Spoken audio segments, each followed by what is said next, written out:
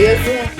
Bom, gente, então agora, olha só, vamos continuar nosso assunto distúrbio ácido-base, sendo que a gente já fez dois exercícios aqui, ó. A gente já reconheceu o distúrbio, a gente já sabe como é que reconhece, através de pH, diretamente. O valor do pH ele já nos indica se é acidose ou se é alcalose, ou se não tem nenhum problema com relação a pH.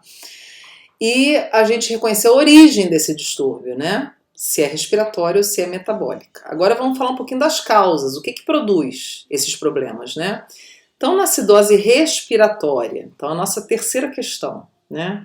A causa, que precisa ser identificada, porque ela é que tem que ser tratada para a reversão do distúrbio. Então, os marcadores da acidose respiratória vão ser o quê? Um pH menor que 7,35 e uma PaCO2 maior que 45. Quando a gente tem essas duas coisas, o pH para baixo, a PaCO2 para cima, a gente tem acidose respiratória. Então, esses são os principais marcadores desse distúrbio ácido-base. Beleza. O que pode produzir isso, gente? Então, o que está por trás? O mecanismo que pode estar por trás disso? Redução da ventilação, que a gente chama de bradipneia, que vai ser produzida, por exemplo, por uma redução da frequência respiratória, tá?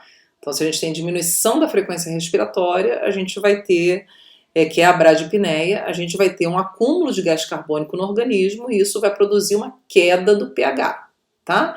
Se a pessoa ficar em apneia também, né, ficar sem ventilar, ela também vai acumulando gás carbônico que pode produzir acidose respiratória. Então, tudo que leva ao acúmulo, né, de gás carbônico.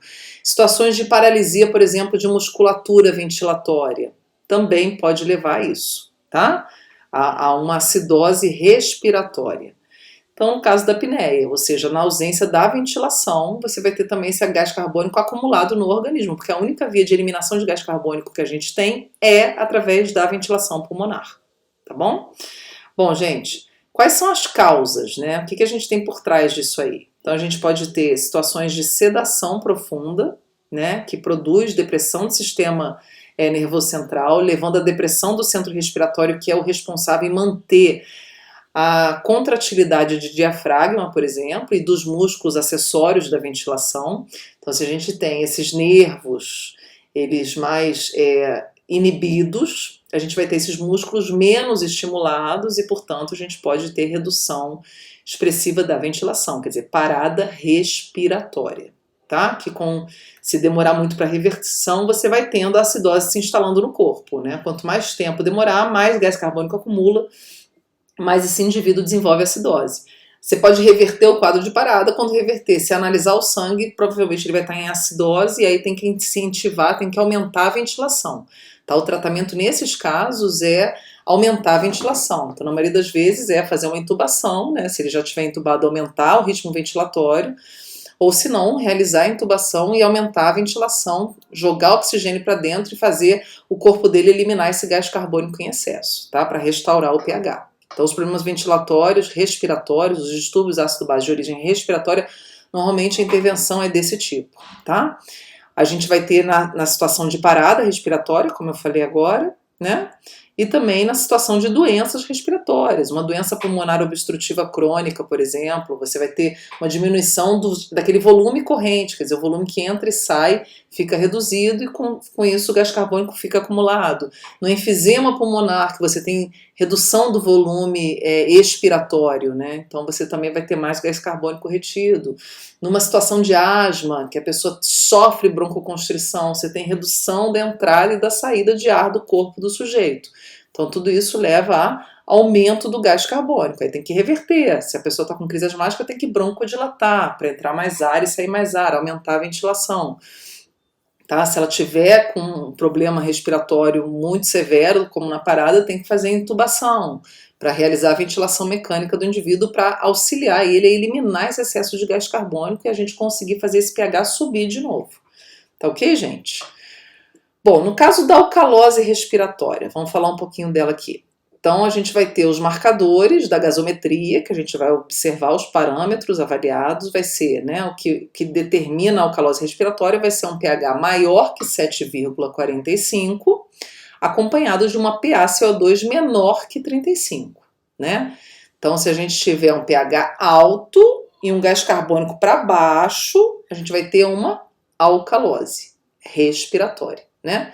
pH alto, alcalose. Se o gás carbônico estiver baixo, respiratória, tá? Então é isso aí que vai determinar. Então é quando a gente tem redução dos níveis de gás carbônico no organismo, tá? Então o que vai estar por trás? Qual é a patogênese dessa história, né?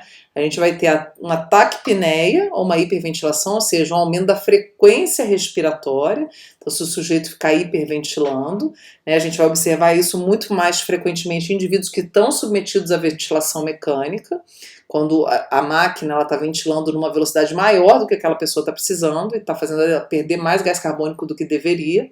Por isso que indivíduos que estão normalmente, gente, submetidos à ventilação mecânica, eles têm o sangue arterial colhido diariamente para fazer a gasometria, tá? Para ver justamente se precisa ajustar a máquina ou não, né? Que nível precisa. É a maneira de monitorar o ritmo ventilatório quando ele é feito de maneira artificial, tá? Então, na taquipneia e hiperventilação. Então, quais são as causas? A gente vai ter basicamente aí duas causas, né? Ansiedade barra estresse, ou seja, se a pessoa ficar muito estressada, ela vai liberar muita adrenalina, isso vai broncodilatar demais, e aí ela vai hiperventilar, vai ficar com aquela ventilação ofegante e tal, e isso pode levar a uma eliminação excessiva do gás carbônico, que vai jogar esse pH para cima. Vai produzir alcalose. E no caso, como eu falei para vocês, na ventilação mecânica, o sujeito sendo hiperventilado de maneira desnecessária, e aí tem que reduzir esse ritmo para impedir o desenvolvimento de alcalose. O grande problema, gente, dos distúrbios, por que eles precisam ser controlados, né? Os distúrbios ácido-base, acidose e alcalose. Porque eles vão interferir na atividade enzimática e isso vai gerar repercussão direta no sistema nervoso central. Então, normalmente os indivíduos eles vão apresentar manifestações, sinais neurológicos, como hiperexcitação, tá? Ou como coma. Então, dependendo do distúrbio, ele vai ficar muito agitado e pode até ter convulsões, ou ele pode simplesmente ter uma síncope e ficar em coma, tá? Ter um desligamento do sistema como um todo, ok? Então, é por isso, para evitar danos neurológicos e também para evitar problemas no metabolismo celular. Belezinha, gente? Então, vamos ficar por aqui, aí para fazer um videozinho mais curto, outra coisa, aí no próximo vídeo a gente volta falando dos distúrbios de origem metabólica, né, das causas desses distúrbios. Beleza? Então a gente se vê.